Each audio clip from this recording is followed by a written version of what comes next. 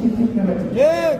আগামীকাল আমার আপনার লাশ অন্যের কাঁধে লিখতে পারে। ঠিক।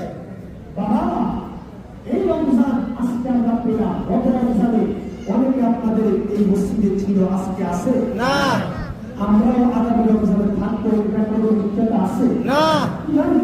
এজন্য আমি বলবো মাহে রমজান আমাদেরকে সার্ভিসিং এর ডাক দিচ্ছে।